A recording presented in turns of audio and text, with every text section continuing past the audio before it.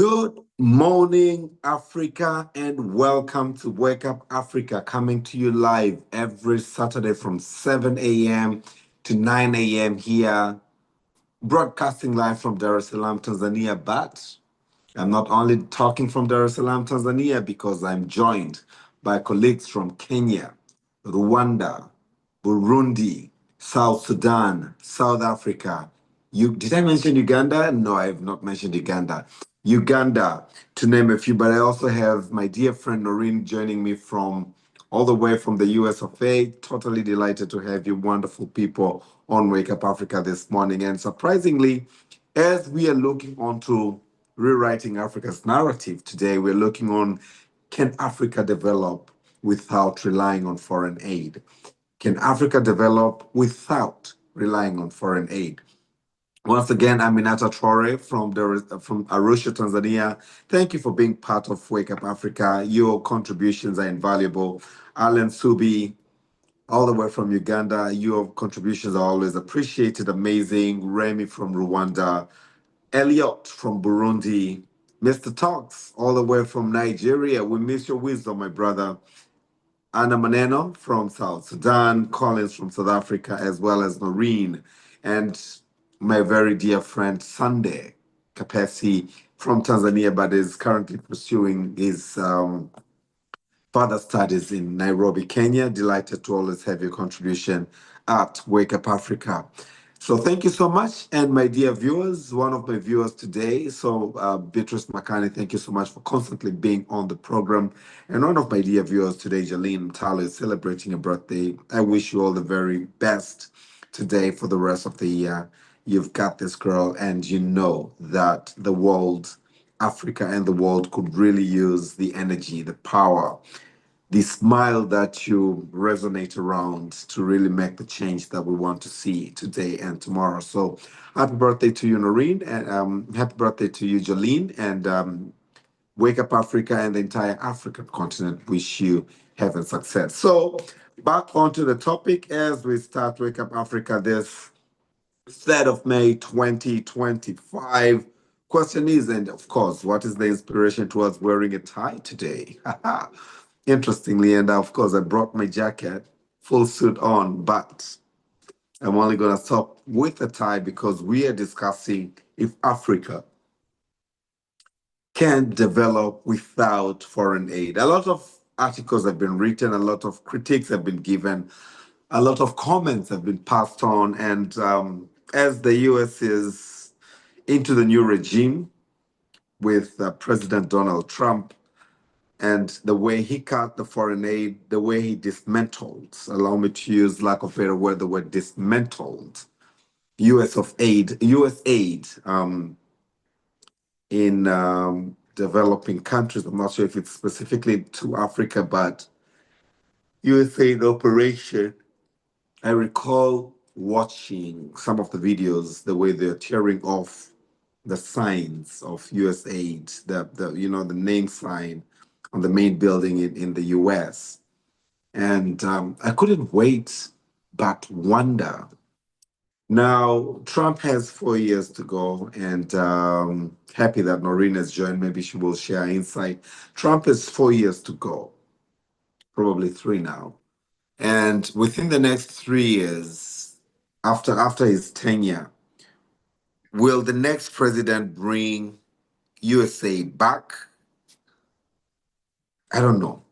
Probably Noreen from US, Tanzanian living in the US at the moment, will probably share her insight on that. But yes, to begin, yes. So can Africa develop without relying on foreign aid? So the big answer is yes. Now let's ponder on the why as we rewrite the narratives. Noreen, before I start, good morning to you from the US of A.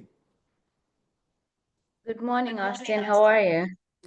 Awesome. We missed Wake Up Africa last week. We missed your great insight, but we still have the same topic and we still have the same energy this week, or probably more.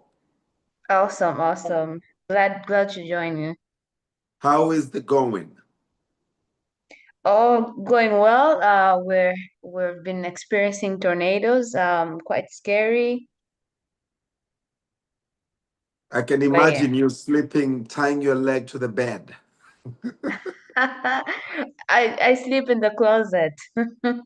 Oh, my days. We wish Yes. you well and we pray for a peaceful passing of the tornadoes. Thank you. When do you expect them to end? They say probably in the next for the next month they'll be on and off, because we're heading towards summer. So throughout spring they'll be on and off. Okay. We Yeah. are looking onto the topic, can Africa develop without relying heavily or without relying on foreign aid? And as I began the program this morning, I was contemplating on Trump's regime, President Trump's regime, and how he Mm. tore down US aid. For me, it's not how he stopped or he tore down US aid. I recall watching some videos of how, the officials were bringing down the signage from the USAID headquarters in the US. And I really can't wait to hear your insight. If Trump's administration now comes to pass and we have the next president after 3, 4 years today, are they in a position to bring US aid?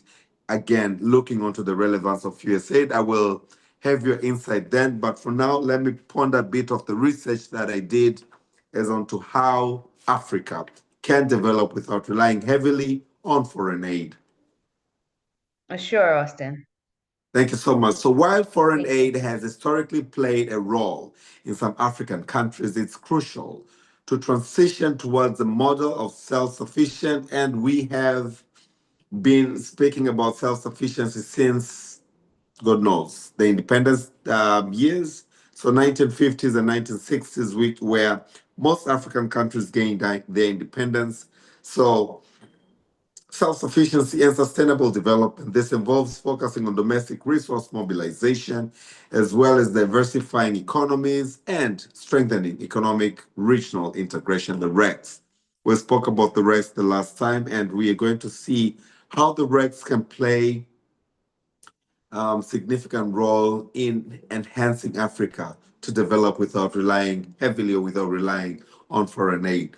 Going on to the topic, going on to the topic, why can Africa develop without foreign aid? We're looking onto how Africa is endowed as a continent, you know, how Africa is endowed as the continent. So Africa possesses vast natural resources, a growing and young population, and a diverse entrepreneurial spirit.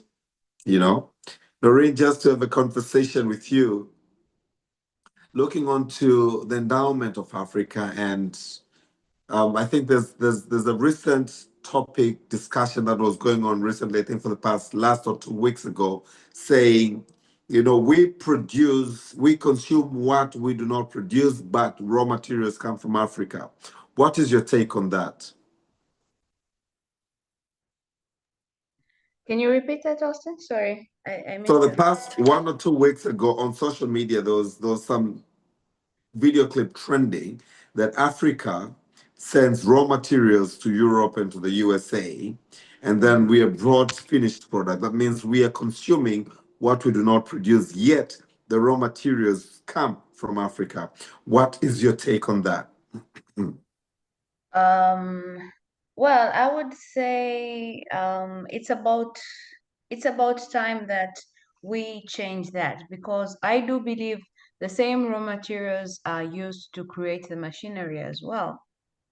So it's something that I've always thought that it's absurd. Sorry to use that word, but it's absurd that we can have all these things produced in our country, yet we choose to take the materials out to another country and then return back sold at a higher price. And we have the skills, we have the people that doing really well in DIT, for example. They can build the machinery, SIDO. We have people doing, creating this machinery that can actually use the raw materials that we have. But what we need, I would think that the policies at hand are not supporting this. That's what I think. But it's just a matter of changing the policies, because we already have what the most part. We have the skills, we have the raw materials. Mhm. Yes, that's my thought on that. Absolutely. So we have since 1950s, 60s, when we gained our independence, spoke of self-reliance. Do you think Africa is towards gaining the self-reliance, or rather, what is this self-reliance? What is your take, Maureen? You are young, but you are so much of a wisdom. Oh, Austin. Okay, I thought you were going to do the intro and then I would warm into it, So but the intro says over-reliance on aid can mm, create dependency and hinder long term growth. A shift towards domestic solutions is essential for sustainable development. So, we are, ever since the 1950s and 60s, when we started gaining independence, of course, the last country to gain independence. Do you know the last country in Africa, Marine, that gained their independence? Rwanda? No. Oh my God. It's probably the first country, but the last country. South Africa? You got it. So since so that Oh, was 1994, if I recall my okay. numbers very well. Mm-hmm. So we have been speaking of self-reliance. I remember as young as I was, keep hearing self-reliance, self-reliance, self-reliance. So over-reliance on aid has continued to develop or to create dependency and has Mm-hmm. hindered long-term growth. A shift towards domestic solution is essential for sustainable development. And I recall, Noreen, we lost our dear President Magufuli Yes. 4 years ago, and he kept reminding us that no one from outside Africa can come and address our challenges. What is your take on that? Do you think by relying on foreign aid, Africa can really, really develop using foreign When aid? when the USAID when they announced that the USAID will no longer be of existence, um, uh, former president of Kenya, Uhuru Kenyatta, said something, and actually people might have taken it lightly, but it made sense. That it's time for us to do something. Actually, it's time for us to use our heads and do something. Yeah. So we need that shift. We have over the years we have become I don't know, I'm trying to find the word and not use the word slaves. But the foreign aids have made us reluctant and behind. They've crippled us. They have crippled us, yes, and the same aids that are crippling us, they are bringing wheelchairs, and they're the ones they're the ones that are showing us where to go. Yes, I so tell you. So let's yeah, not look onto self-reliance, but my question rather is and remains, can we have self-reliance in Africa? Can we rely on our domestic resources? absolutely, 100% yes, but we need to work on the mental change, the mental state first. It's more of a mental state than it is of political anything. We need to change the mindsets of our people. We have this saying in Swahili, people like saying it. It says, um, dunia ya Mungu, vitu vya mzungu. God's world, the rest on earth is from the white people. Exactly. That's a very demeaning saying. That means that we do not have anything in this world. We are not able to rely on ourselves. We need them, the foreigners, to come in and actually enable us or do things for us, provide us with whatever it is. But that's not the real thing. It's Which just that then we have had that said over and over to us. We hear it every day, and that's what we think. which then brings me on to my next finding, which says Africa solutions for African problems. Many believe that Africans have the capacity to solve our own problems, and yet this is not driven home. This is not in our minds. So how do we bring this into our minds? Okay, I think I'm gonna switch on my camera there. I hope the light is not too much. Yes, the first thing that I would think that we need to do is our leaders to get to a point that they now know that we are not in the century where the African countries are no longer are not technologically able, or they don't have the skills. There's a wise man that always told me that whatever you do, when you're holding a knife, you should not hold the sharp side. You should not be on the sharp side. And for the longest, our policies, our leaders have kept us on the edge, the sharp edge. We need to be on the handle. We need to shift. Can you Whatever tell it us is. how? Yes? Who owns the knife, Maureen? Who owns the knife? The knife is the world. The Who knife is owns the the world. world? You just Who gave us owns a the world? quotation that God created the Anyone world, the can rest was own the created world. by a white man. Who owns the world? Anyone can own the world.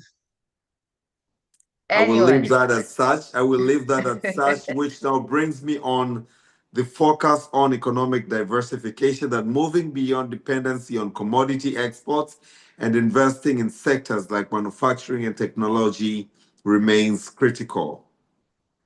Moving beyond dependency on commodity exports. Noreen, you did quite massive of work when it came to a lot of work in agriculture in Tanzania before you left for the USA. And I wonder if this topic is really bringing you down, that we should really move from commodity export, rather invest in as African continent in sectors like manufacturing and technology. Do you agree to Absolutely. this? Absolutely. We need to add value to what we're taking to the world so that we give them the final product. We have the raw materials where we have simple things like the canned beans, yeah? I'm gonna give a very simple example. We send beans that we just fresh from the farm, we send them there, they're processed, and then they're whatever it is, the baked beans, yeah, they are processed, they are cooked. The what do they use for storage? Whatever the chemicals that they use for storage, and then returned to us at you buy a 400 grams can, and it's sold more than a kg of beans that you can get from the farm, and yet we still buy it. Why aren't we the ones selling the canned beans? We need that shift because we can. We have the land, we have the skills, we have the labor. We are looking on to now the how. Looking on to now the how, yes, canned beans. We used to Mm. have way back. My mom is following us on Wake Up Africa this morning, but she can recall a number of Amazing. times growing up how she used to bring at home canned beef. You know, we used to have canned beef. We are capable of producing canned fish, etc., etc. But do we need to really package it to the can? Noreen, don't we need just to go get fresh sea fish onto the stoves and we are good to go on the dining table? I do not know. You in the USA probably need canned food because you do not have the abundance that Africa has, maybe, I don't know. But not to go on to that battle at the moment. Um, we're looking on to economic diversification, Noreen. Yes. Yeah, so we should be focusing on commodity export and investing in sectors like manufacturing and technology remains key. economic diversification. So Africa has, from the colonial era, been crippled to think, imagine, grow, believe that we are an agricultural economy. Let me take you back into early days school. When we went to school, we were told how to draw a hole, seeds, germination, all those stuff that really remained into our minds and hearts that, we're an agricultural economy. So we need to know the science. And some of us could really draw the grasshopper, the parts, the legs, Oh, and yeah. how, Oh, so this says that we should move on commodity. We should go on to um, manufacturing and technology. Where do you think Africa is at the moment? Are you in a position to tell us, in terms of technology and manufacturing, where do you think Africa goes? For me, allow me to probably start preempting your response. The government and the commitment that our leaders in Africa have jointly has been more towards, Alan Subi, I hope she joins soon, but the heads of states from Africa had a meeting in Uganda a month or two or three ago to discuss mhm. that, we should not be exporting raw products. We Yes. should be processing them. Now, I do not know if in that meeting, and I hope she will be able to share, that despite just exporting raw, but we're also able to, you know, not invest, but direct budgets towards putting manufacturing plants in Africa so that we're actually able now to process. But we've also been attracting a lot of FDIs. You know, best Mama Samia has been doing tremendously well in attracting FDIs in Tanzania and the rest of African continents. I've seen President Ruto was recently in China, discussing investments, left, right, and center, which is very good.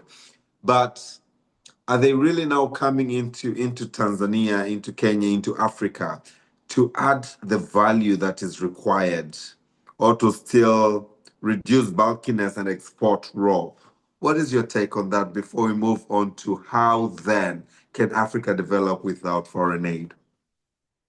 I didn't get the last part. The last part you said it. I'm saying, are they coming to really process, to really put our fish and beans and beef and everything else and the maize, or you should have eaten canned maize, yellow ones, very tasty. Are they coming to the FDS that we attract? Are they really coming to industrialize, fourth industrial revolution? Are they coming to industrialize Africa or to basically reduce bulkiness and export raw outside Africa?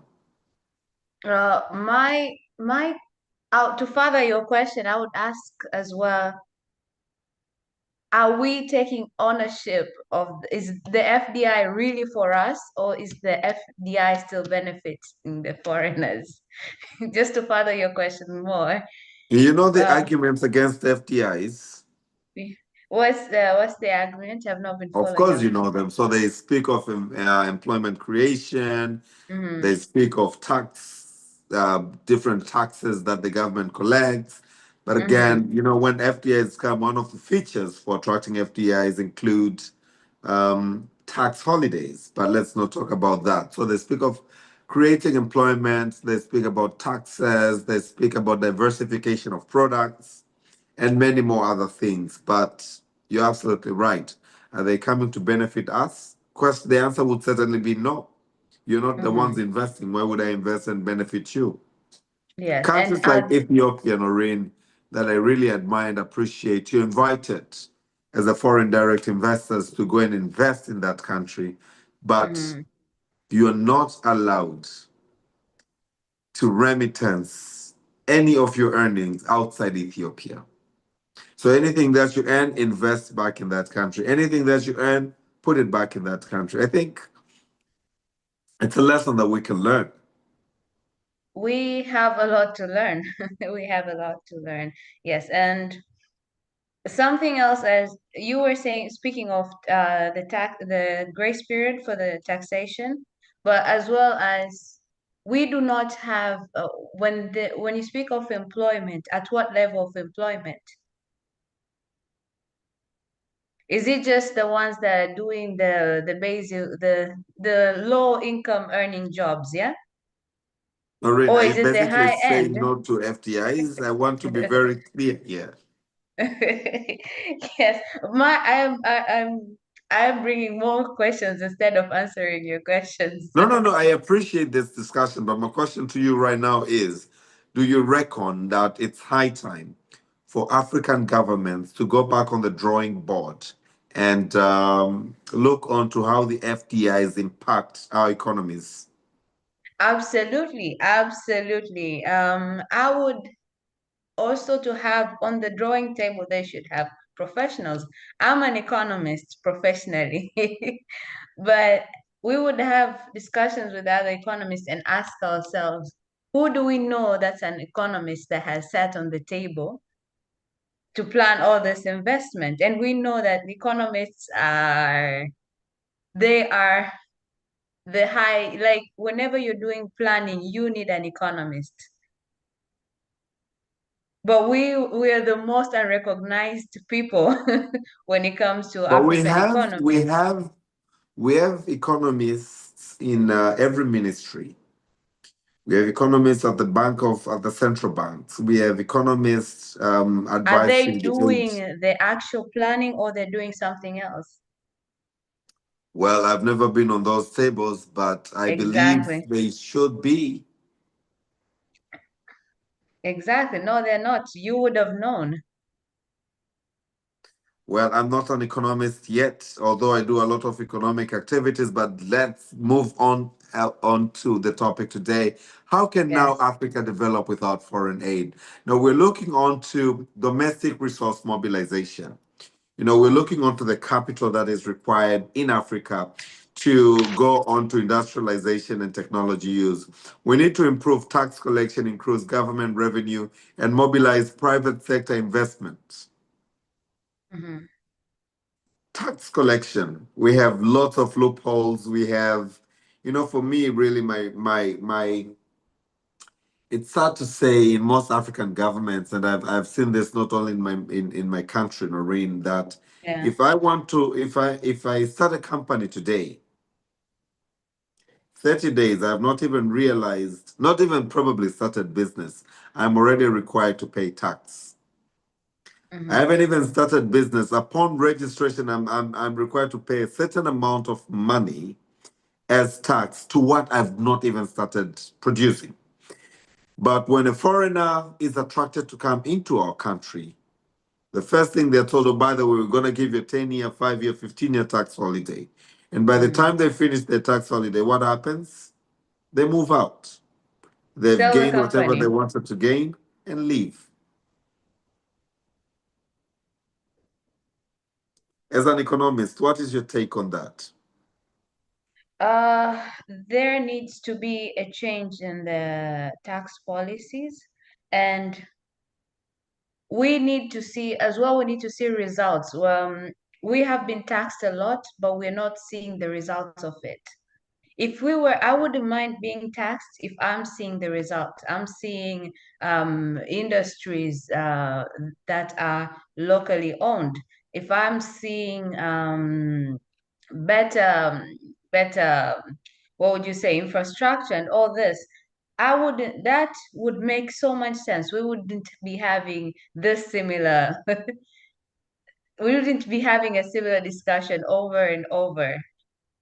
But I what's recall, happening is we're go we're ahead. being taxed, we're being taxed highly, and we are not seeing where this tax is going. I recall visiting my sister. She lives in the UK, and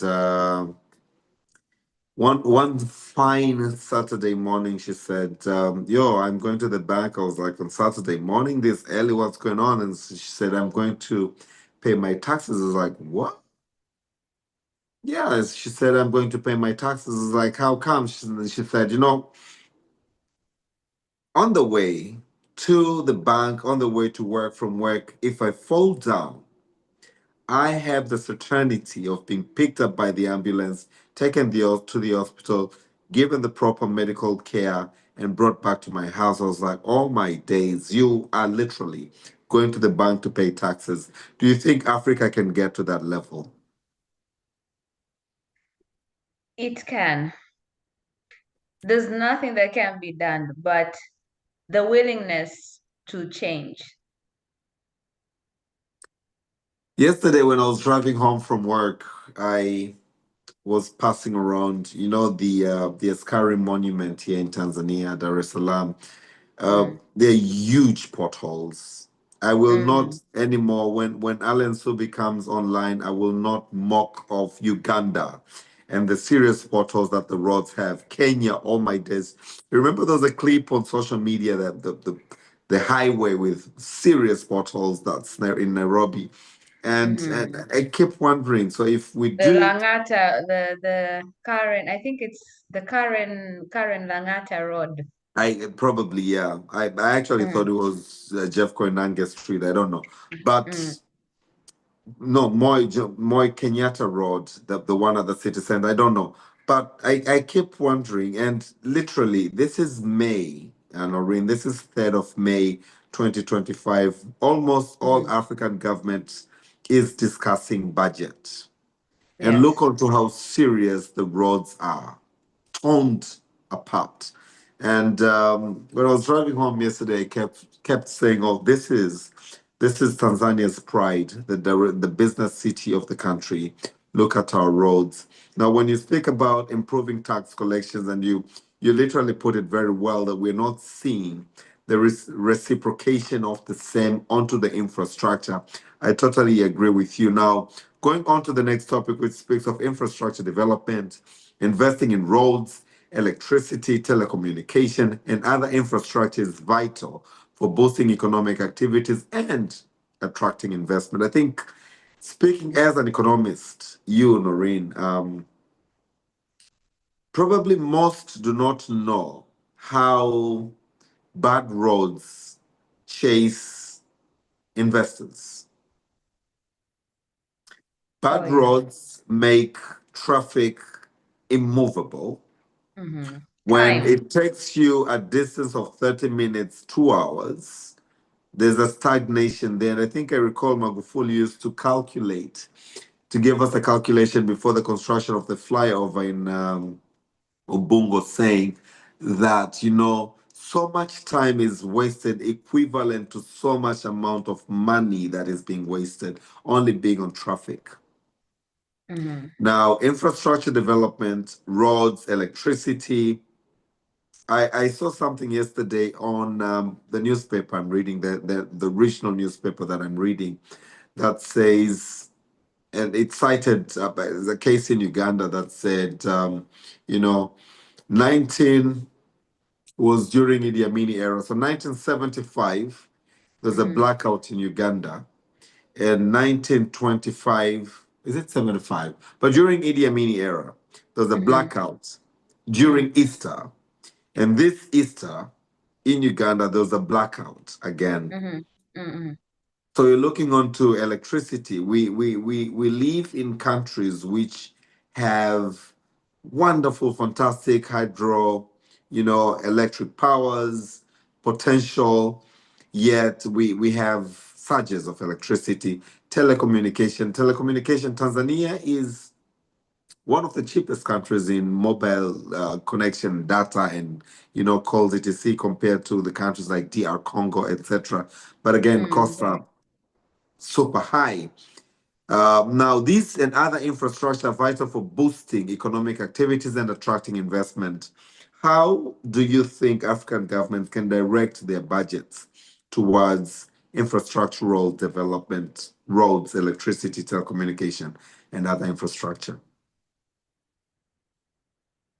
Um, the question of how, that's a very complicated. But the question of You're why, an that would have been economist, Noreen. You're an economist. I want you to the argue question as of well. how is very difficult because it's the basics, it's the change of policies, it's actually going back to the drawing table, as you say, and thinking that we need to wherever we are directing our funds into, football is not working. Money is being thrown into football games. Money is being thrown into, um, we're moving into blue economy, but we don't have the technology that the blue economy needs. Right now, we would be investing on roads so that you can access the common mwananchi who is a mkulima somewhere. It could be easier to move the products. It would take less hours to move them to the centers where they're being bought, and they would be able to sell more. Um, we could have industries. These industries will actually, if we are building more industries, that means we're already shifting the narrative of dependency. Absolutely, We have, absolutely. yes, that's a. Do we have the political willingness to that? Apparently not. Apparently not. This is what I'm saying. We don't have the professionals at the drawing table to answer the question why. Because we need to get to a point of understanding we are building these roads for everyone. We're building these roads for a politician who lives in Dar es Salaam, has a constituency in Ikwiriri, and you have to get there in a few hours. If we had better roads, it won't take you that long. You don't need to cause traffic for the rest. It could take you a shorter time to get there. We need to first have the professionals telling the political figures why this needs to be done, and everybody understanding that it's for the benefit of everyone. I want to put political willingness into perspective Mm. that we do not have political willingness because the political willingness has not been very keen in attracting local private investors in any country. Our Mhm. focus has continuously been attracting foreign direct investment, the FDIs, that have continued to rip us off. Again, rip us off. But again, the political willingness has not been able to effectively produce or create conducive investment environment, especially for local investors. Moving on to you've slightly touched it, Noreen, kind of preempting me. But Mhm. when you say we do not have economists at the drawing tables, looking onto education and human capital development, investing in quality education and skills development remains essential for creating skilled workforce. Our Mhm. education system, I think one of the early programs you produced, Noreen, of Wake Up Africa, spoke about how our education system is not addressing the needs of today and tomorrow. Now, education. I keep saying and I keep challenging a couple of individuals in authority when they say, we're an agricultural economy. Then I say, how many universities in Africa do we know of that produce agricultural managers? Then they say, oh, we're producing agronomists. Agronomists are not managers. They're not. I worked with a guy, I think he's British, grew up in Zimbabwe, and is farming here in Tanzania in Hai Mhm. districts, Kilimanjaro region. And this guy speaks about, in 2 years, I need to have raised so much capital so that I'm able to put irrigation in place. Or in 2 years, I'll be harvesting. Now, I do not need to deplete the capital that the investors put into this project. What I need to do right now is to think of an agricultural activity that in 2 years can give me so much amount of money so that I'm able to use that money to put silos, your favorite word, to put Mhm. silos so that when I'm harvesting, I'm able to put my produce onto the silos. That kind of mentality, a mentality that tells you it's gonna be dry, so if it's dry, what crops can I produce so that I can like legumes do not need a lot of water so that I can Mm-hmm. restore nitrogen into the soil. That Mm-hmm. kind of mentality. We are not producing those kind of people. And you'll agree with me, you've been doing lots of agricultural projects in Tanzania Yes. that if you want to successfully conduct agribusiness in Tanzania, you've got to hire someone from outside Tanzania. Mm-hmm. Are we investing so much into education and human capital development? Not at all. Given that the say you were saying our first, I think our first or second episode, when we were saying our education system is going to the left and the whole world is heading to the right.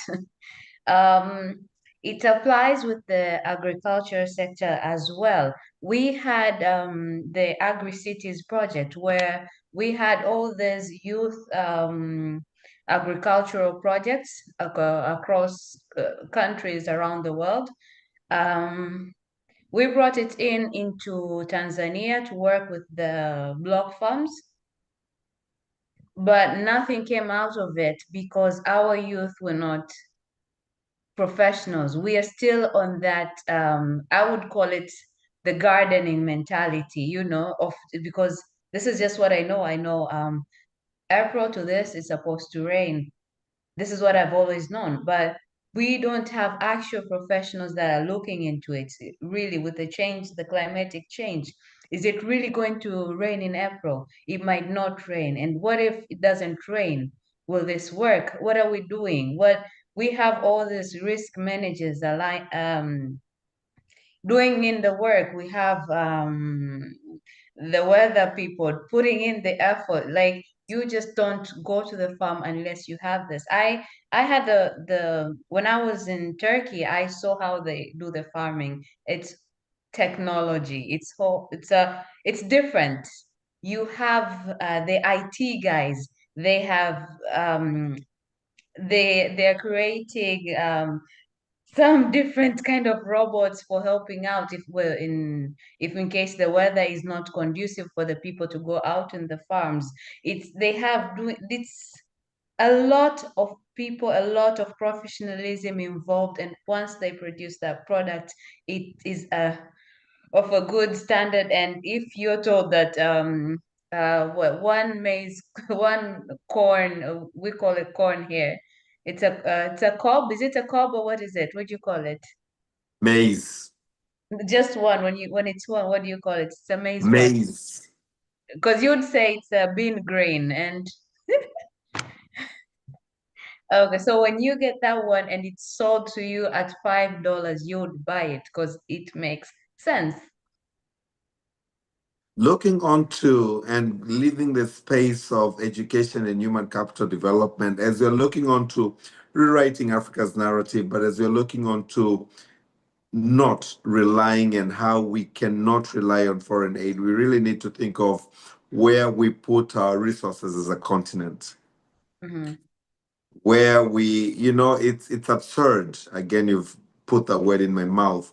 It's absurd to even think that we import toothpicks, we import balloons, you know, I've heard you with the toothpicks.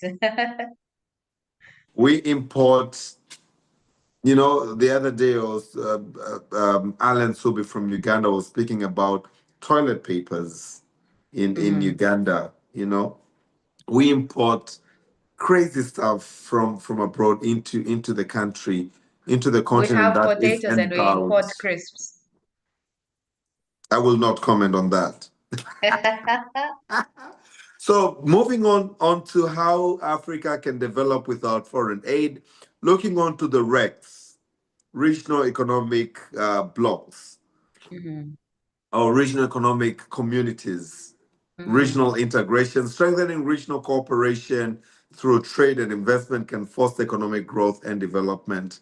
Noreen, of recent, we've seen Tanzania going on to battle with Malawi and South Africa over Hmm. trade.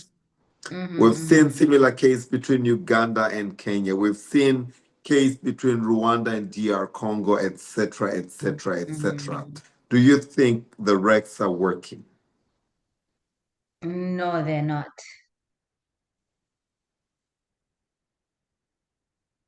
Because we do not have within the countries we do not have the muscle for these wars. And at the end of the day, we are only hurting our people. Before we can go to war, we need to have the muscle. We need each of the African country to have a muscle. If you're saying we are not buying apples from South Africa, we need to have a better quality of apples. If we say we are not exporting our bananas to Malawi, we need to have a bigger market of bananas in our country, because then what happens to the people who are doing the produce?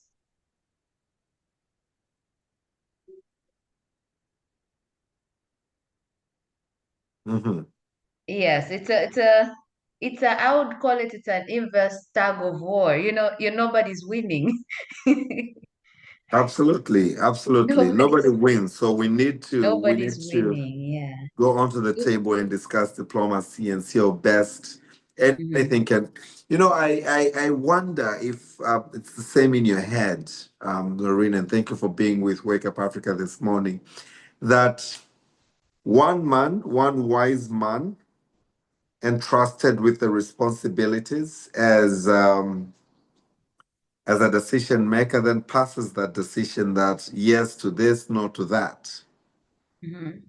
Is it a collective bargain as a country? Is it a collective bargain as the continent?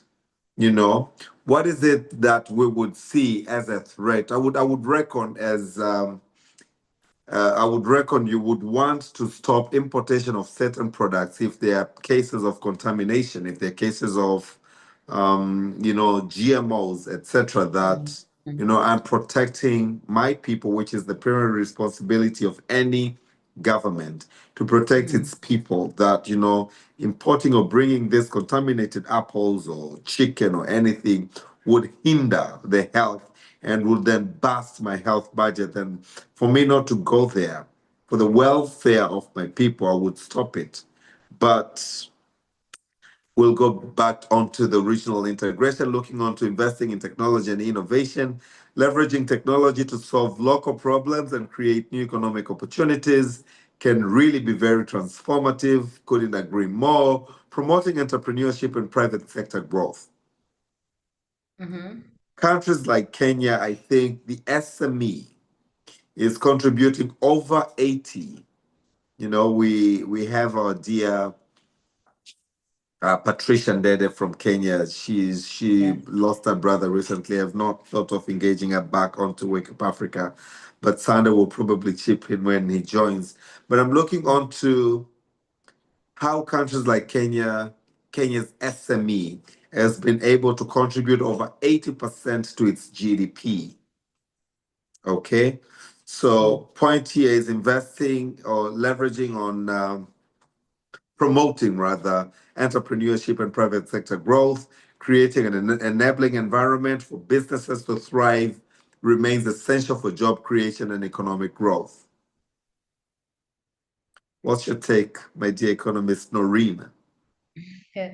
Okay. Speaking of Kenya, this is where I actually got the word common mwananchi. They created an environment that the SMEs was brought back to the like they were given power. They always spoke of the common mwananchi. That's a common citizen. Common mwananchi needs to do this. Common mwananchi needs to be enabled. Common mwananchi, and that's how they would have the local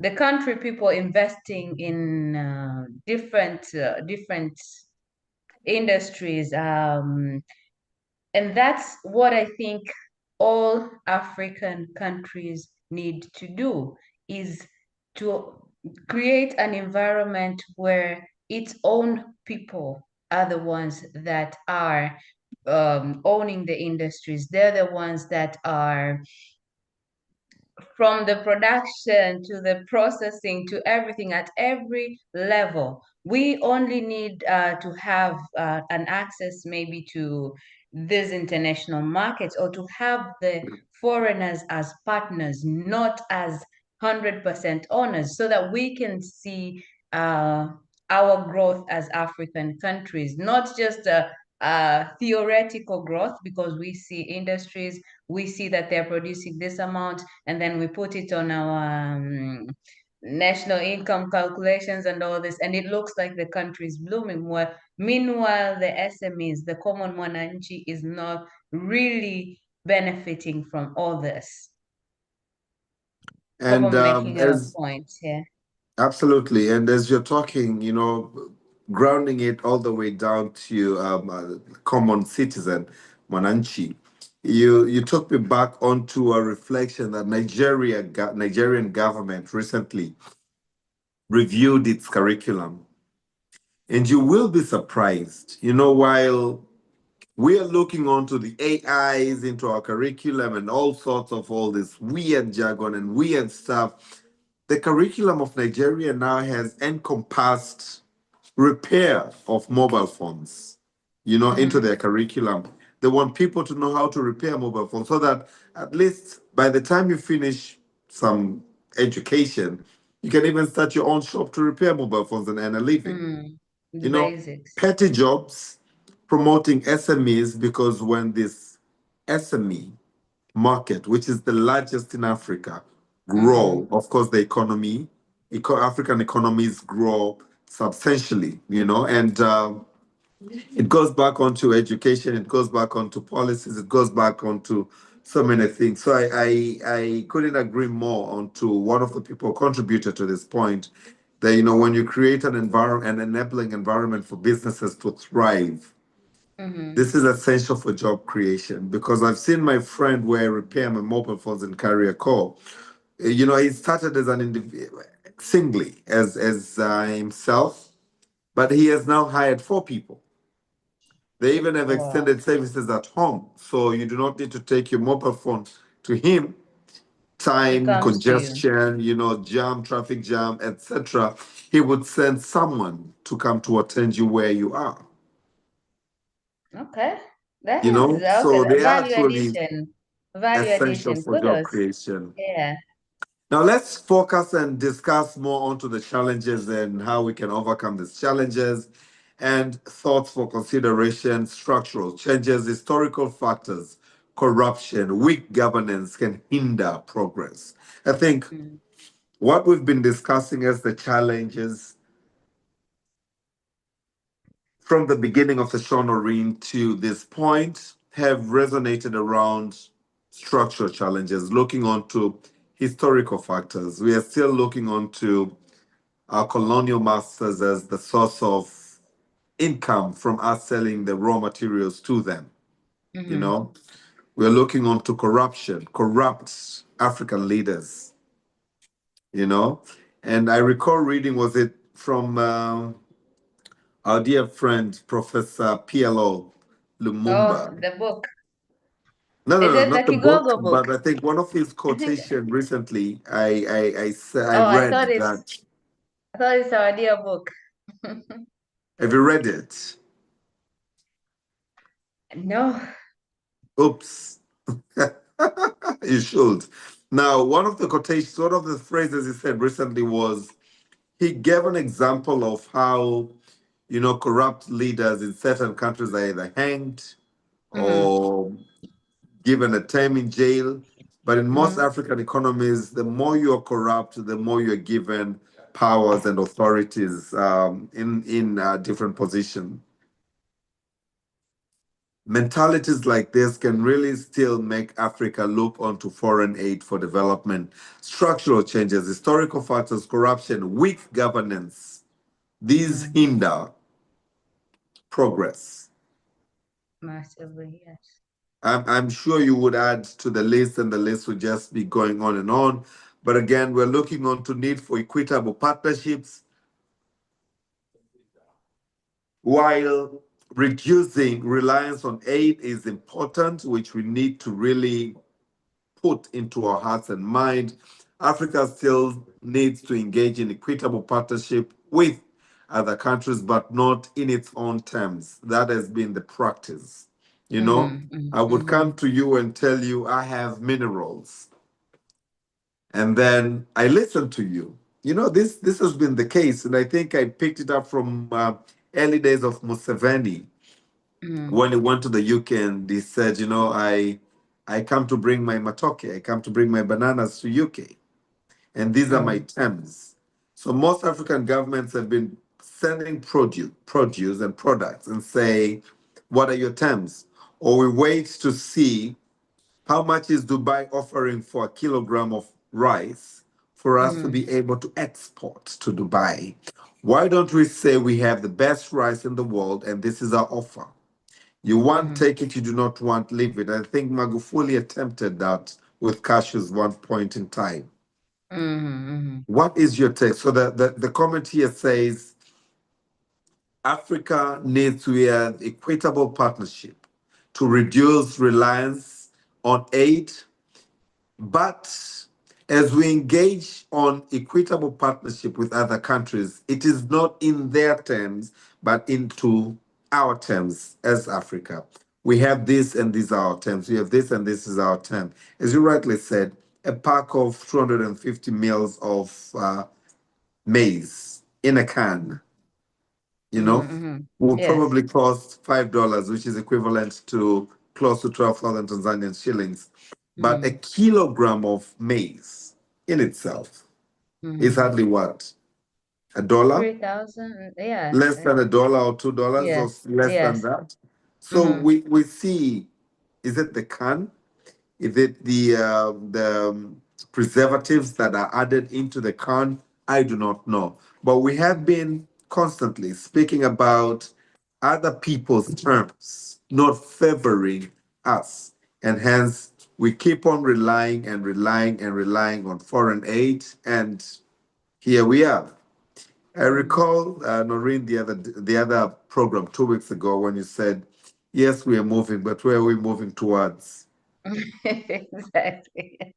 You know? Yes. Yes. Then there's an aspect of inequality, and I'm going to tell you, Noreen, how much of foreign aid do we get as Africa over the year? You will be mesmerized, you know, as the entire continent. So we also want to address inequality. Development efforts must address the issues of inequality and ensure that the benefits of growth are adhered or shared by all, you know. Growth is not just driven by certain people, but it's cross-cutting. Now, I met and spoke one day over lunch with one of the ministers we have in Tanzania, one of you guys, economists, and I really appreciated and admired his school of thinking. And he said, you know, every time we negotiate, even if it's construction of an industry, which is okay, it comes with a tag.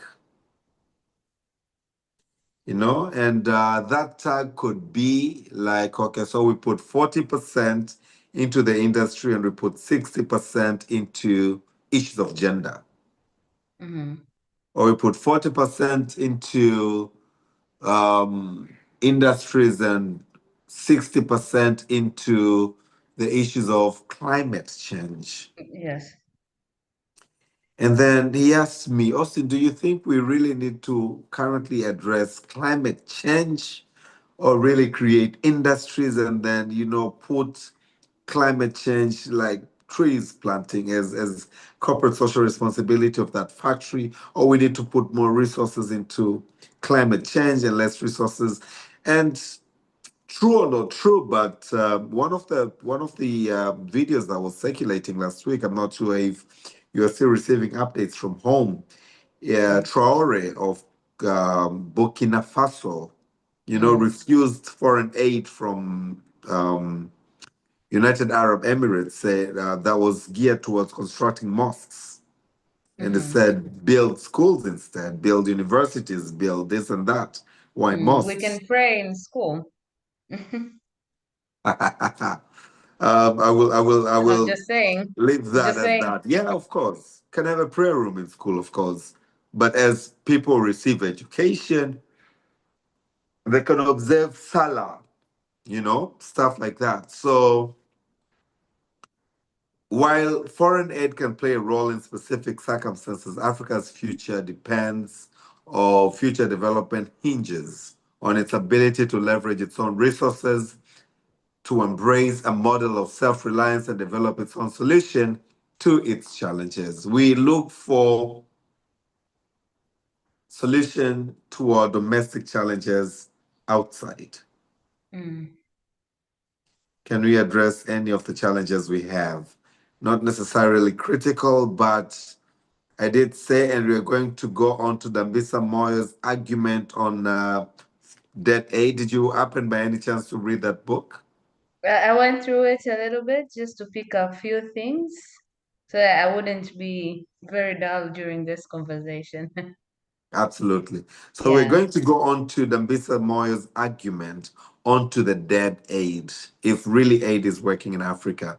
Now, Mm. in 2023 alone, Maureen, Mm-hmm. 2023 alone, African continent, approximately, we are saying approximately because aid comes in different forms and structure. Mm-hmm. But in 2023 alone, Africa received approximately 60 billion US dollars in aid. Okay. 60 billion US dollars in foreign aid in 2023 alone. Mm-hmm. Okay? Yes. And here it says this 60 billion in foreign aid includes less than approximately $20 billion that came from the USA. So I'm imagining, and now that you're in the US, you have to help me with these two things. Number one, when the leaders, the Democrats and Republicans meet in their sittings, what we call parliament in Tanzania and in Africa, Mm. and probably I stand to be corrected. I've not followed this through, but there's a gentleman called the Minister of Foreign Affairs Mm-hmm. in the US that says I need 20 billion in my budget next year to give out as foreign aid. Is that the case? I don't think so. Okay. Um, we have all these aids that are coming in, but at what expense? Before we speak of expense, Mm. we're going to come back to that. That's a different topic, Maureen. I'm afraid you want to start.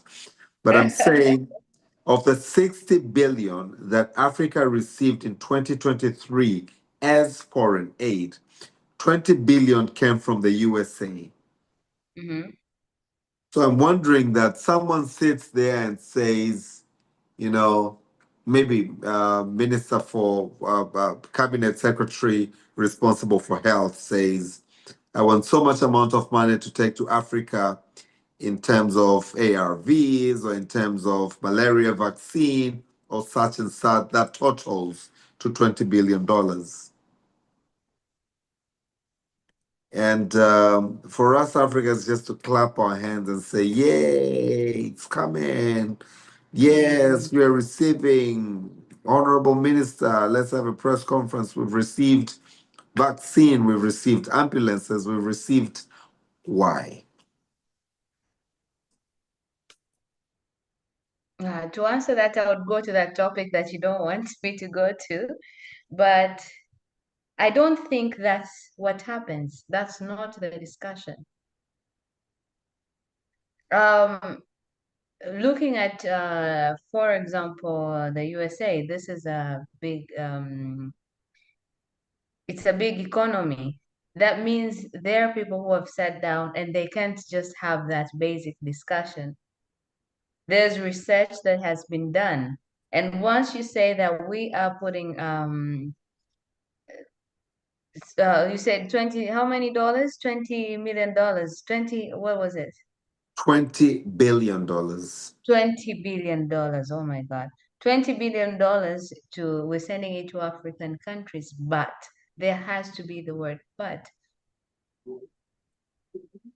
Where are the benefits? Again, It's we're a gonna not a go into the socialist, business. it's a capitalistic country.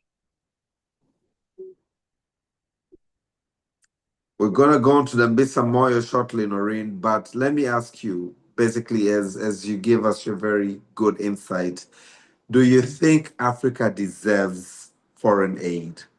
Do you think Africa deserves foreign aid? The word deserve makes it a no. Do you think Africa requires foreign aid? Still no. Do you think Africa needs foreign aid? That's definitely a bigger no. Do you think we want foreign aid? Yes.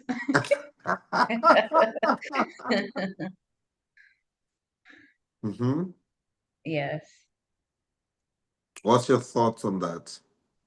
We want foreign aid, but we don't need it. It's the crippling effect.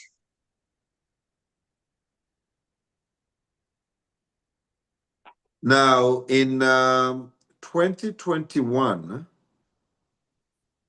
so 2023, $60 billion. 2021, we had 64.8 billion that we received as the continent in foreign aid. Now, good thing that for me really as Uhuru, the former president of Kenyatta, said, it's high time, and I'm looking on to 2026, 2027, seeing this number drop down from 20 with the going away of US aid. I do not know where we're going to go, but I believe in seeing this really go down to, bare minimal. And at least the leaders and leadership that comes into place now can really think through how and how we really need to think outside the boxes to cut foreign aid into the country. But I want to tell you something interesting, Noreen. Yes, please do. I love numbers, huh? From Mhm. from the time go. Now, since the 1960s, when we gained our independence, Mhm. and this is now my intro into the Moyo's comment onto the topic that we're discussing today. Mhm. Since 1960, we are looking onto a total of over $2.6 trillion in aid that came into Africa. 2 point? $6 trillion in Mhm. foreign aid that came into Africa. Oh my goodness. Now, Africa has 54 countries. Some are small, as little as small as the likes of Togo, those West African countries. Mhm. Some are giants like the likes of the DR Congo, huge countries, vast countries. But I'm looking onto $2.6 trillion and Mhm. look onto, we spoke earlier on the aspects of infrastructure, telecommunication, you know, electricity. And I can't help but wonder if all this money was put into Africa's development, where would Africa be today?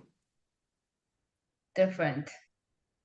Different. We only immediately after independence of each country, you need at least 10 years with proper planning of foreign aid, and then you're good to go.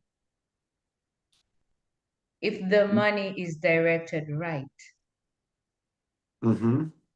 We had a situation after independence where the foreign aid was to provide to provide clothing and food. But then we realized that we can actually make our own clothes. We can make our, and then we directed it into medical help, the medicines, the wheelchairs, whatever was needed. Um, but at this point where we were diverging into this, I think this was the point that there should be a balance. That we already have the clothes, we know we can farm all this, we're getting the medicine, yes, but also a certain percent should have started to build on the infrastructures necessary for the African countries to be able to do their own thing. Uh-huh. Yes, that's my take. Absolutely. So, going on to the Zambia-born economist Dambisa Moyo on the Mm. book she wrote that titled "Dead Aid: Why Aid is Not Working and How There's a Better Way for Africa." She argues that foreign aid to Africa has not only failed to achieve its intended goals of reducing poverty and promoting economic growth, but has also contributed to economic stagnation and political corruption. Now, you said you glanced on the book. What is your take? Give me your take. Okay, as I was reading, I think I wrote something somewhere. Let me switch up this real quick. I wrote a few points. Just a minute, just a minute.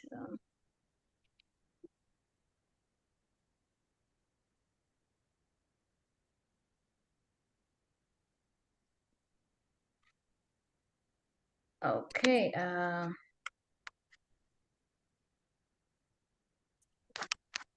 And as you are at that, I want to also reiterate a couple of other things that Dambisa spoke on to the book. So Dambisa says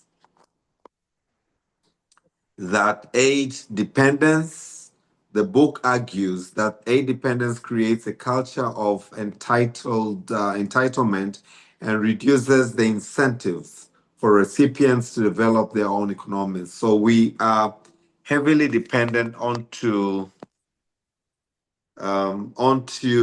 foreign aid to the point that we are not, we are crippled.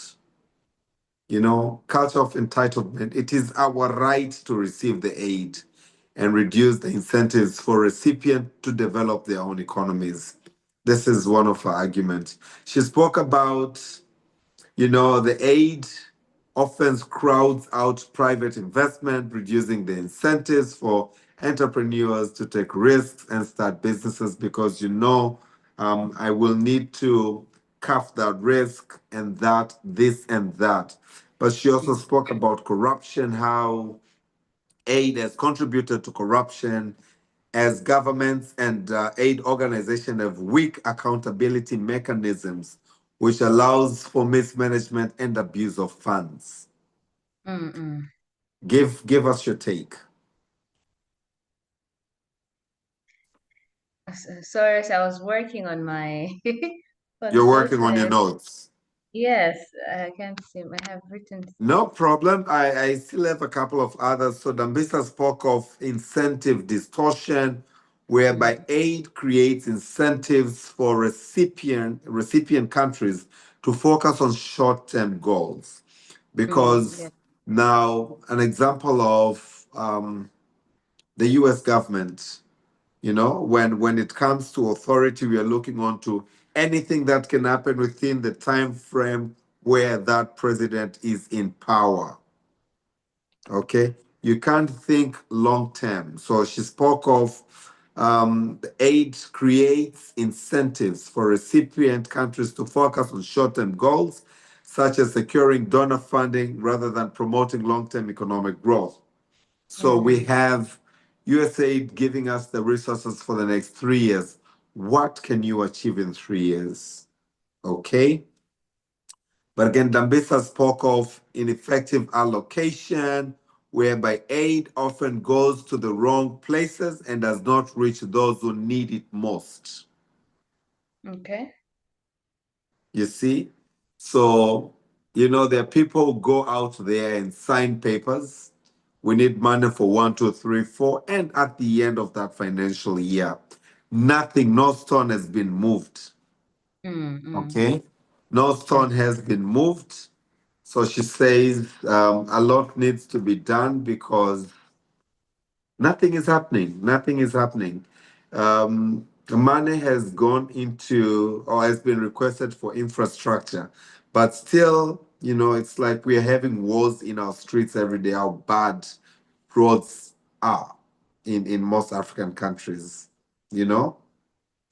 But Dambisa also argues of alternative models, and this I think she went raw with Bill Gates when she said that alternative models for development, such as debt relief, instead of giving us money, why don't you, cut off our debt, debt Mm-hmm. relief, trade balances, foreign investments, which have the potential to be more effective in promoting growth and reducing poverty.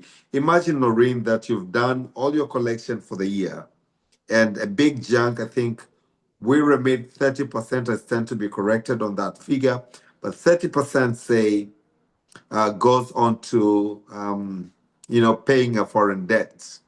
So if you want to give us foreign aid, why don't you, cut the debt? What is your take, my dear economist, Noreen? Am I still allowed to use the word absurd? It is the word. It is what Yes, it is. I would second Dambisa on that because whatever is being done is also creating a larger room for corruption as well, and misuse because there's it's just like the money is just being passed from this hand to this hand, but it's the same person. So what's we need to change. We need to look at this.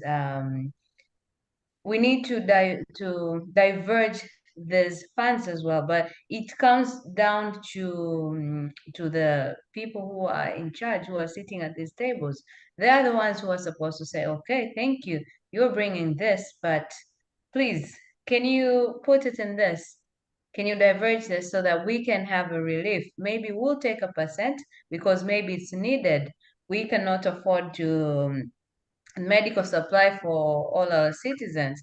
We need medical relief for our citizens, so we'll take a percentage. But we don't really need all this amount on climate change. We don't need all this amount on this. It should go. It should go. Reduce the debts that we have. We need a relief on that. Because I saw the reports, the CAG report, and I was okay.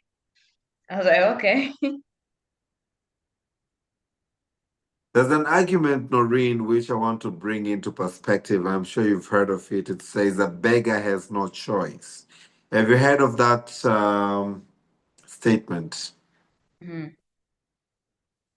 Oh, yes, I've heard of it, but we are And beggars.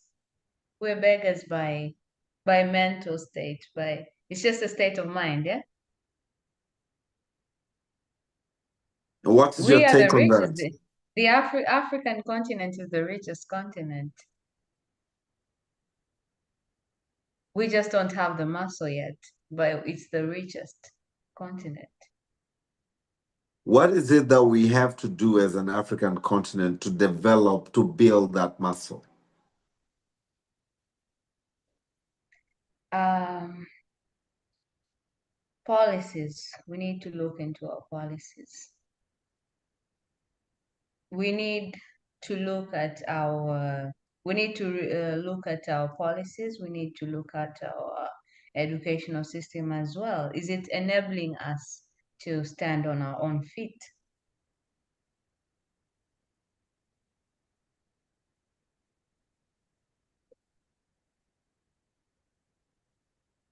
Africa. This If is you Wake have, Up Africa, the 3rd of May 2025. And we are looking onto how can Africa develop without foreign aid? And what does it take as the continent to move and advance and grow economies and grow its people, protect its people, grow its own food? Noreen, we import food in Africa. Do you know that? oh yes, I do know. And literally and surprisingly, we import food from a country that is probably a portion of what an African continent is. Oh, which country is this? Do you know how big Ukraine is or how small Ukraine is? The world's okay. I wanted to ask, is it big? You see, so the entire African continent, yeah, Mhm. is importing wheat from Ukraine. So Ukraine has a square kilometer of 603,628 kilometers. Okay. Okay. This is beautiful Ukraine. Africa, on the other hand, is 30.37 million square kilometer. Can I repeat that? Okay. Ukraine Right. is Uh-huh. 603,628,000 squared kilometer. Africa. Africa is 30.37 million squared kilometer. Okay. Okay. Yeah. So we are, as an African continent, importing wheat from a country that is what? Oof, my numbers will deceive me right now, as much as I love numbers. But I think Not Ukraine even is a what? quarter. Less than a quarter. Okay? Less than a quarter. Now, when you speak of policies, when you speak of education system, when we speak of why and how Africa should not rely and depend on foreign aid, my next question is, where do we go wrong? Where do we go wrong? How do we stop this? How many Traores do we need in Africa to wake us up? How many Uhuru Oh, Kenyatas? more. And How many the Uhuru Namibian Kenyatas do we need president. to tell us it's And the time? Namibian president as well.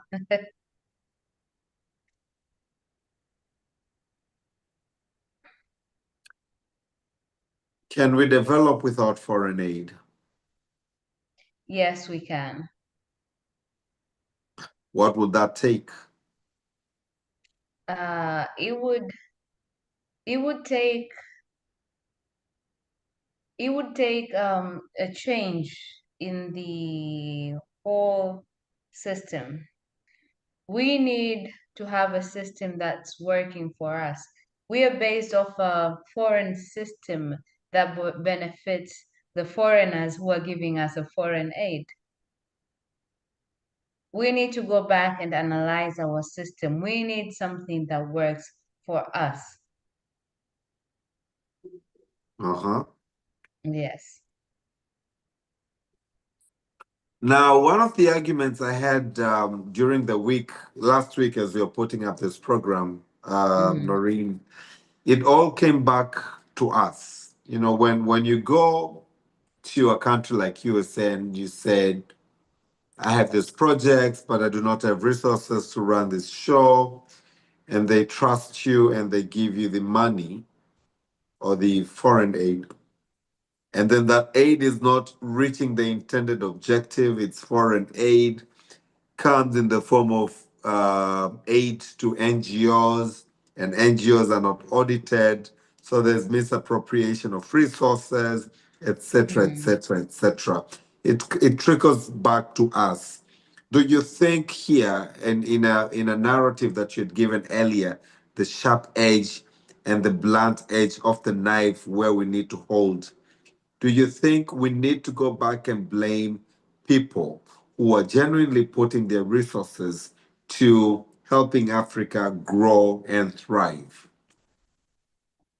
Well, we cannot blame them for not knowing. Has anybody addressed this?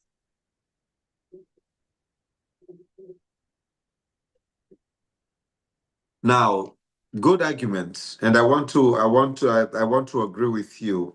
Who do you know can address the issue of corruption? Who has the capacity to speak of misallocation of resources?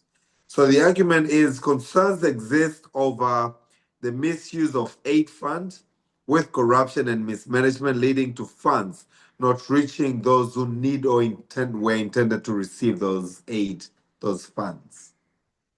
It's apparent, it's happening in Africa everywhere. Mm. Uh, Who, as you speak of who needs to address this, who should question anything? we as a continent, me, you, the people watching this live stream as well, somebody has to say something.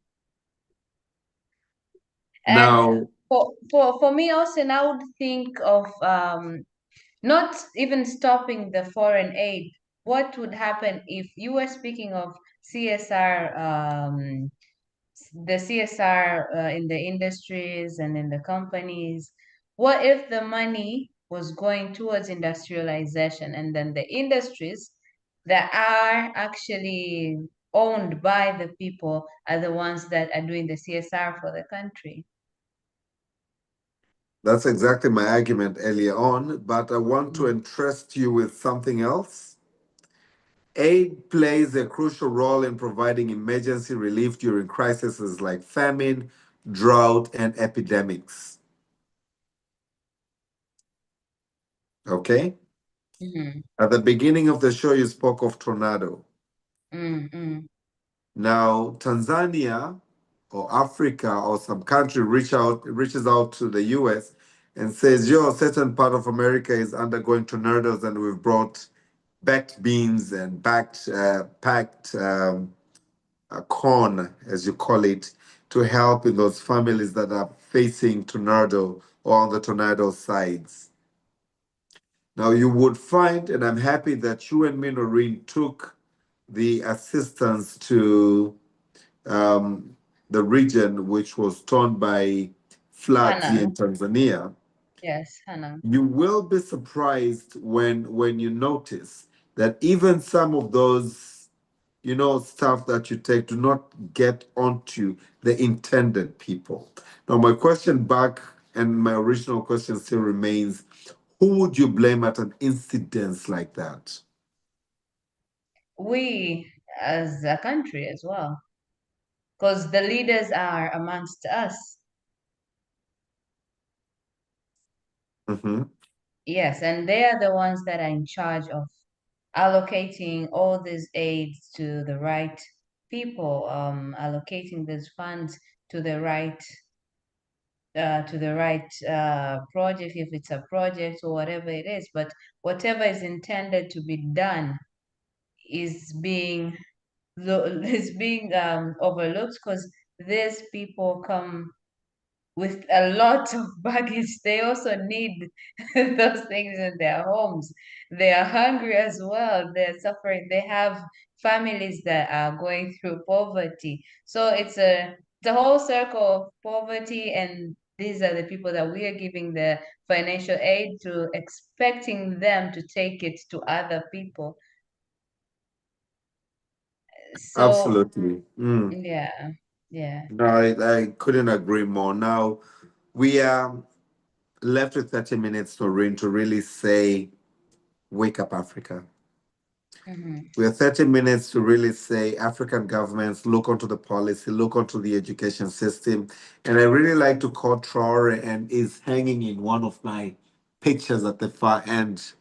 As I think about him, I reflect when it says, whatever we're doing now, Noreen, including what Mhm. Wake Up Africa is doing today and next Saturday and the following Saturday, 7 o'clock in the morning in East Africa. I do not know what time it is in the USA. Past midnight in the US, it's Past past midnight my in the bedtime. US. Yes. Yeah.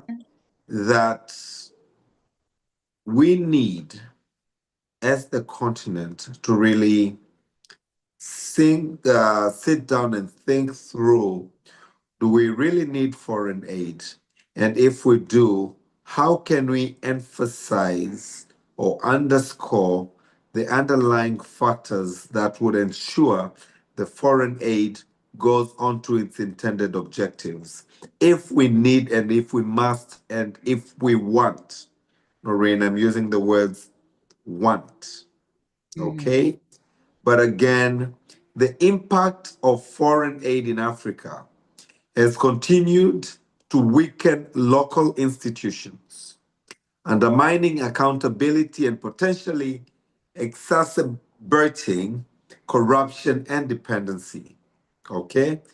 It can also fragment budgets, because when our ministers and members of parliament sit and say, yo, we want to have a 60 million or 60 trillion, sorry, budget, whereby our ability to, raise our own resources is 40. That means we want to request 20 as aid or loan as anything else, That means the budget is being fragmented, it reduces tax effort, and can lead into an inappropriate use of funds, hindering Mhm. long-term development. Furthermore, Noreen, aid dependence can create revenue instability and undermine democratic decision making.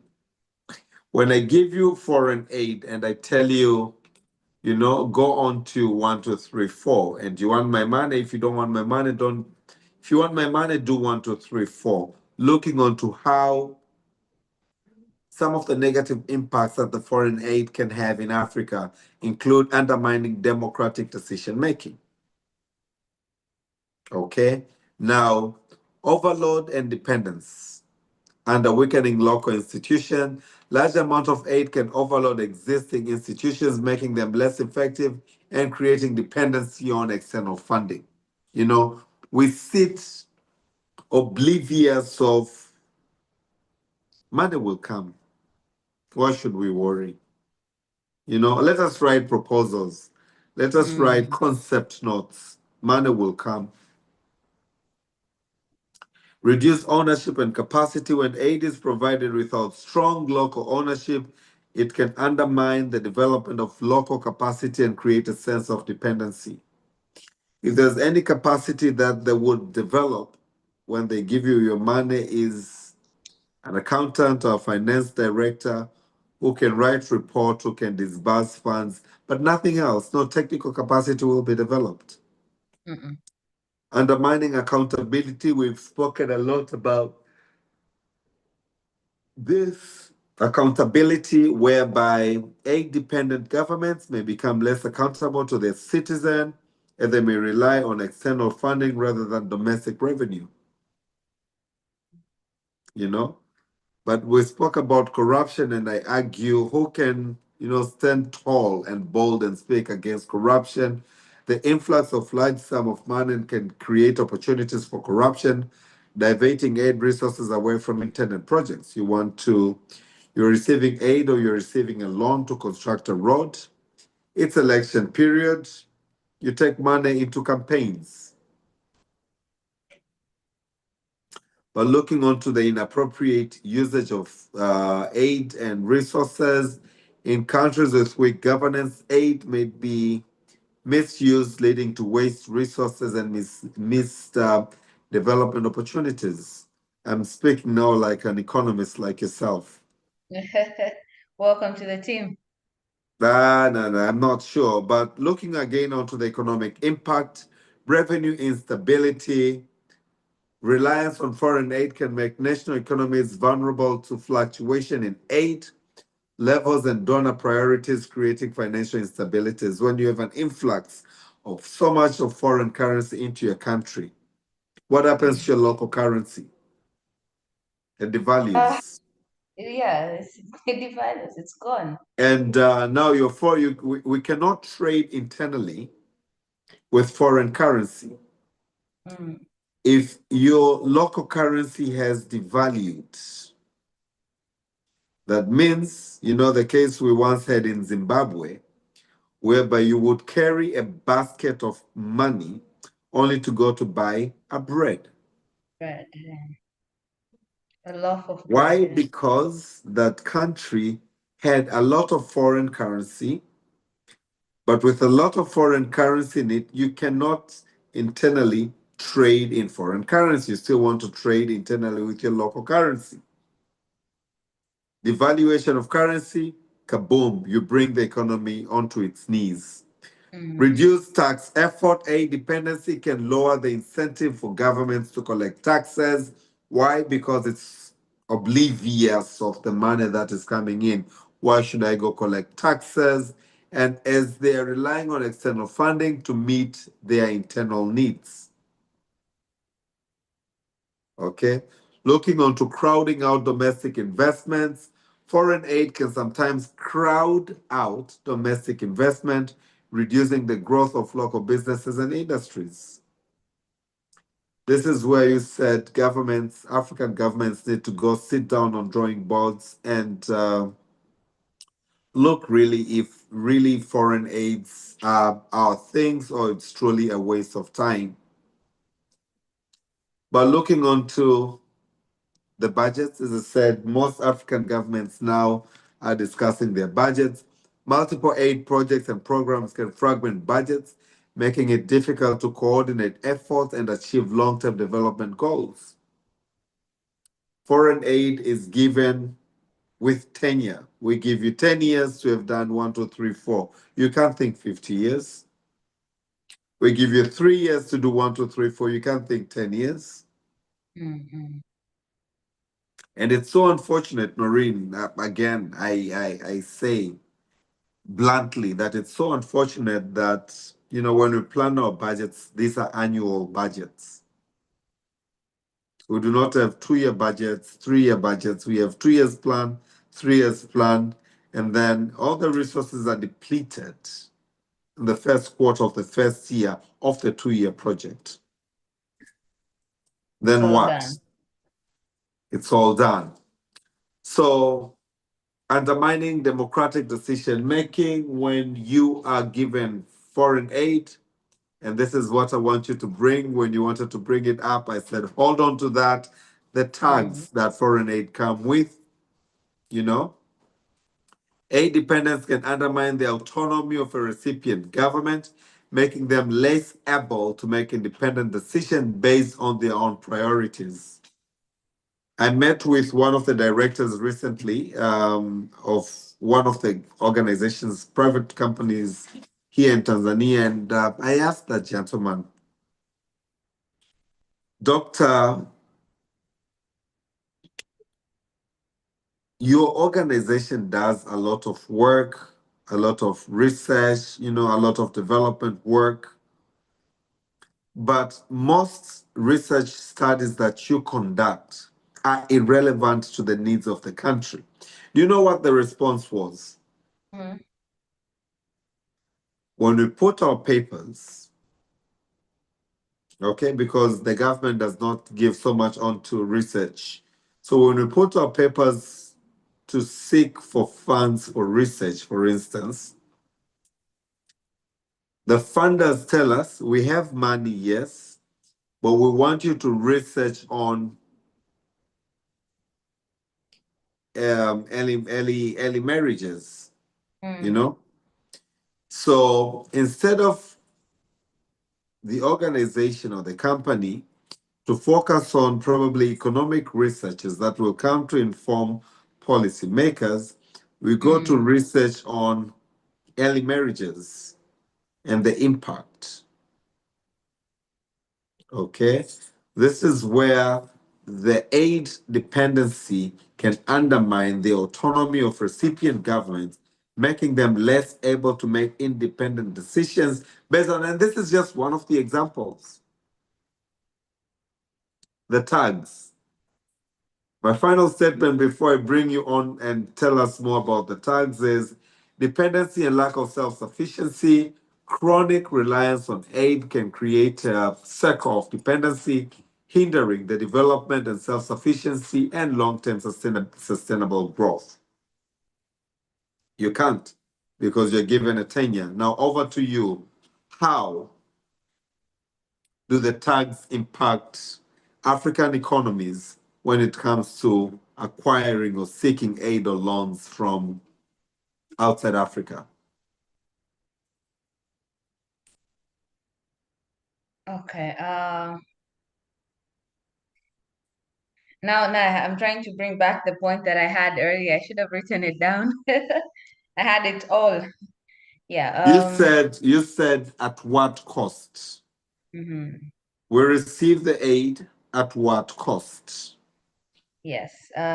So going back to that, we have these tags that we're giving more than receiving, and we don't even know it. We have a lot that's been taken from us, but we don't know it because whatever is being publicized is that we are the ones receiving, and we are receiving, it's a goodwill. You're getting this, you're getting medical supplies, you're getting we have women receiving startup kits for their business, the mamantilias and all this, they're receiving but the expense is we are giving so much. We are giving, and some of it, the tax relief as well. That's a big thing that we're giving up. These companies are earning so much money, and the grace period that they're given is very long. That's a large amount of money. That's money that would have developed even the area around where these industries are being built, you know. Um, I had seen a documentary on what Zimbabwe has been doing. Um, it's actually very interesting, yeah, because Zimbabwe came a long way, but this is what they do. They're saying, okay, fine, you want to come invest in our country, you're bringing foreign aid, but okay, this is our city plan. We need roads here, we need this, and this is what we need. So if you can do this in that area that you want, then go ahead. And they don't discuss further. But of course they are losing as well, but they have reduced the percent of what they've been losing over the years. And And it we will also, interest you. It will yeah. interest you. Sorry to cut you short. I'm Mhm. trying to show you the Prime Minister of Ethiopia right there on the far end. Oh, I cannot see. I think my Abiy, right there. Yeah. wait. So Abiy has done the same for Ethiopia. You know, he is, and I'm mesmerized, and this is why I have all these great people on my wall. Mm, That the thinking is this is where I want Ethiopia to go. mm, You as a private sector, what do you need? We need land. I'm going to give you land, but you have to align to my planning. mm. I want a school here. If you want this land, you have to build a school here. Yes. What do you want to do? I want to build a hotel. You want to build a hotel? My plan is to have a hotel at that location. Is that okay with you? Yes. He gives you the land, you build up a hotel. And I'm happy that he has gone to the extent where he comes to you, Mr. Prime Minister, and tells you, Norinia, we've seen your one-story building, and I think this area is potential for a business unit. Maybe we can do a 30, 40, 70-story building here.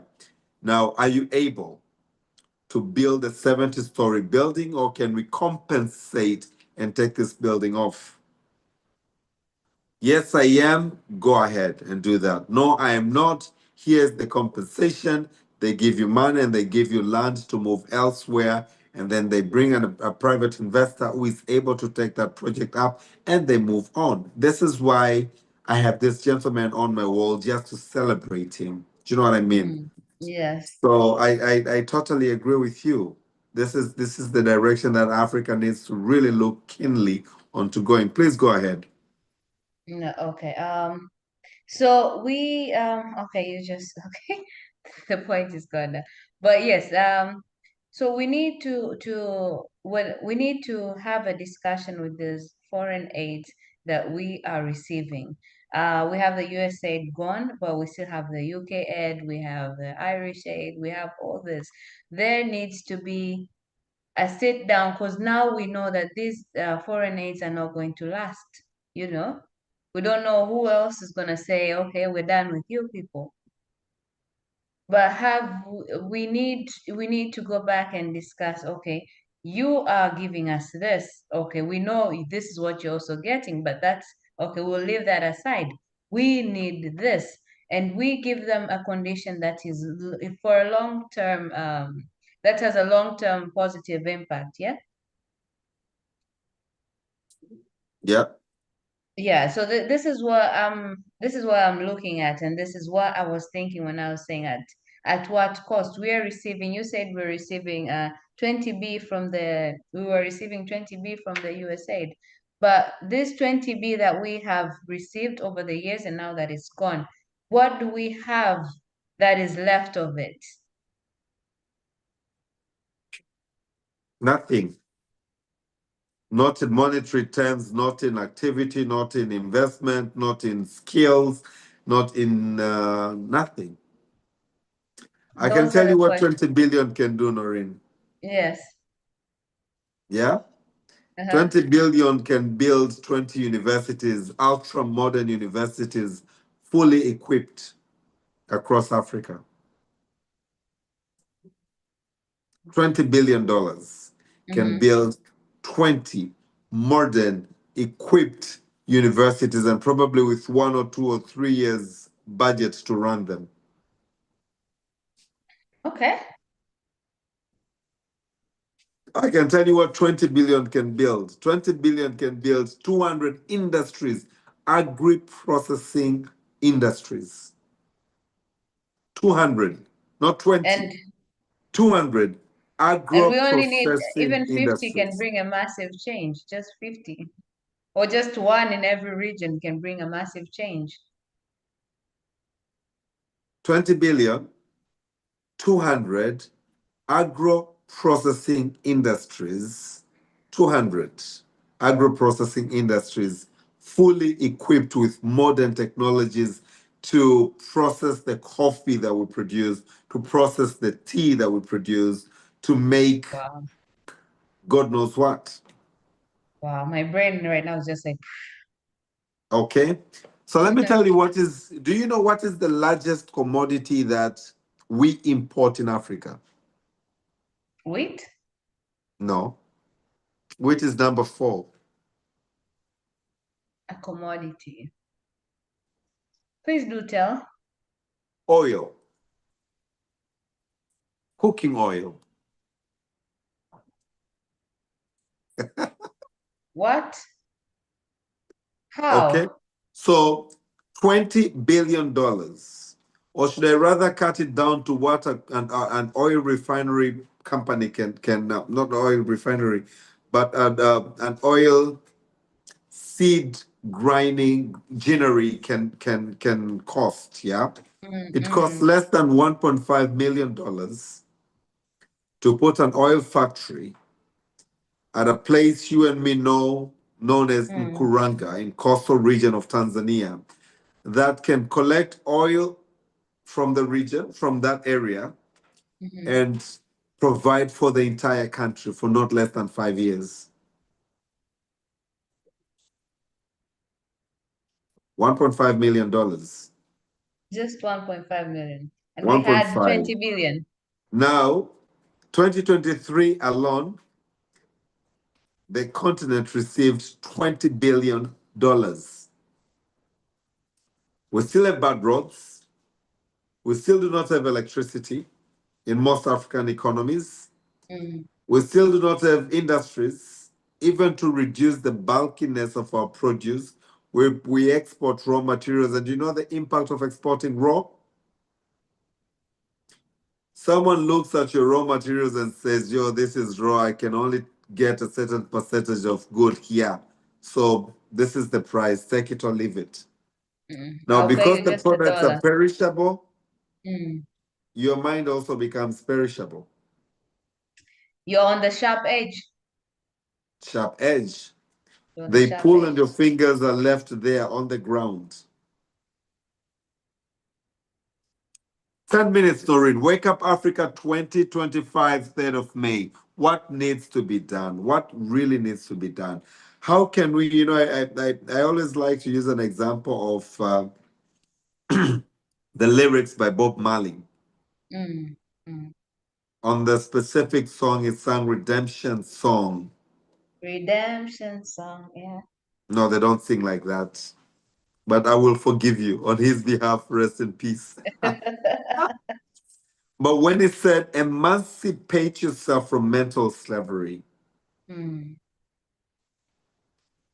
none but ourselves can free our minds. Our minds right now are in captivity. We've been captured. We are still enslaved. Noreen, you used this word earlier on, and I Yes. couldn't agree with you more. Bob Marley back in 78, 79 sang Redemption Song. And he said, emancipate yourself from mental slavery. That holds us back as Africa. You know, Mm. we have none but ourselves can free our minds. We have to get that out of our minds. And I would really like to commend heads of government like Museveni when the government of Uganda came up with a project called Bubu. Do you know what Bubu is? Please, sir.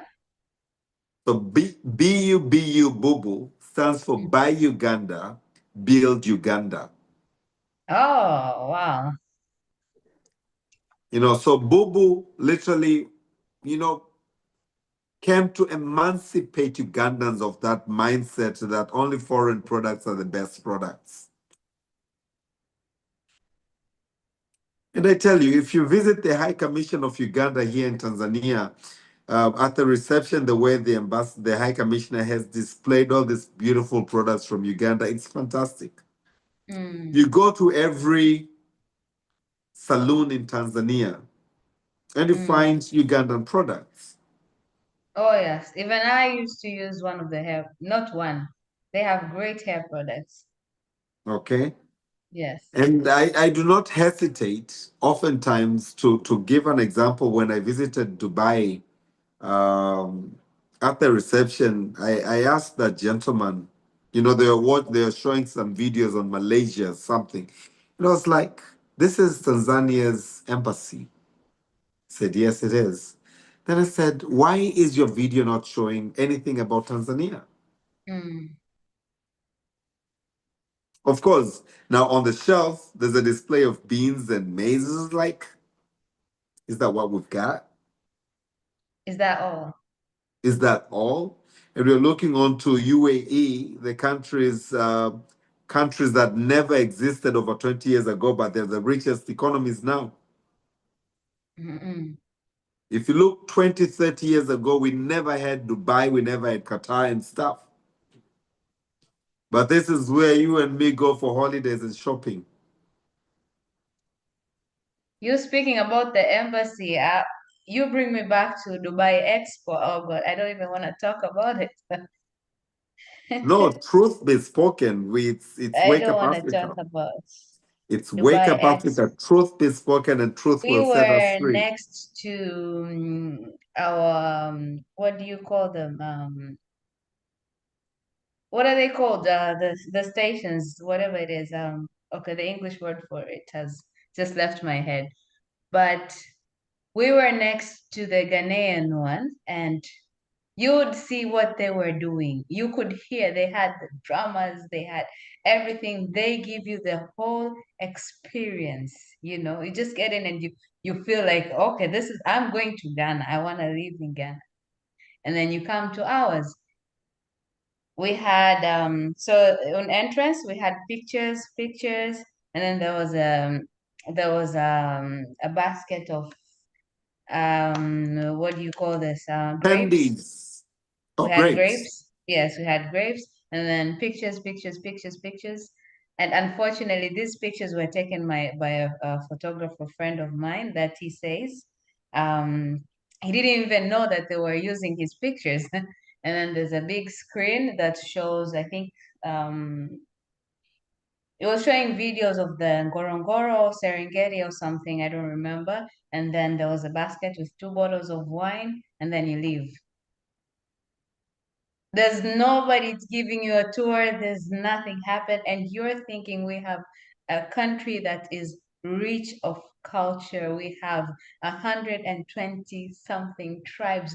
We have national parks. We have mountains. We have so much agricultural products. There's nothing that doesn't grow in Tanzania. And that was it. We were given a whole Tanzanian day. We had one singer sing Taarab, and that was it. There was nothing more for us to show off to the world. Wake Up Africa. 3rd May 2025. Noreen, as we come to the end, I would really once again like to thank you. Today it's been you and me. I'm delighted and honored to have a discussion with an economist. Noreen, you wear many hats.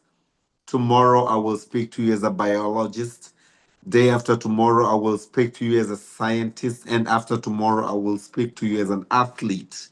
And speaking about it, next Saturday, I want to dedicate the program to one of our very own Sunday Kapesi, who is in Nairobi, Kenya, and is studying on addiction and how he can come back to Tanzania and put up a rehab facility to help people who are struggling with addiction. Now, I'm looking on to not Sunday, but I'm looking onto the struggles of young people in Africa, the struggles of young people in Africa, and the case of addiction to many Mm. things. And again, Noreen, Africa is a very young continent, and looking onto how we can start empowering these young people to take the roles. But if they're grounded by either drugs, alcohol, and you know what is addicting young people today, Noreen? Seriously and massively? The Betting, cigarettes, method, betting, betting. betting. Oh, yes, Yeah, so exactly. betting. I do not know if my addiction is good or bad. I'm addicted to pool table. I need to, I don't know. I need to see a therapist. But yeah, so we're looking onto the struggles that young people undergo to really and how we can really help them. But we're looking specifically and talking to Sunday. I hope you'll make Mm. time next Saturday as he narrates his story and how Africa can get out of that addiction to becoming really the young continent, the young and not vibrant continent that can really drive the development agenda. So this is really to thank Sunday and look forward to his contribution next week. To thank you for your time today. It's been again you and me discussing on how Africa should really get rid of foreign aid Thank you with very all much the for having me on. tags with all the tags that it comes along with. But again, really to thank all our viewers this morning in a very special way, Noreen. We have one of our very dedicated viewer, one of other very dedicated viewers beside Beatrice Pakani. Her name is Jolene and she celebrates her birthday today. We celebrate her with us. Thank you so much. Yay. God bless and many happier returns. And over to you as you give us your parting remark. Oh, okay. I've been live on TikTok as well. I would say we've had a massive response. That's why I kept on looking at viewers and the response, and it's been great. So I would thank my viewers for joining in. We have more than 300, I guess. On and off, on and off.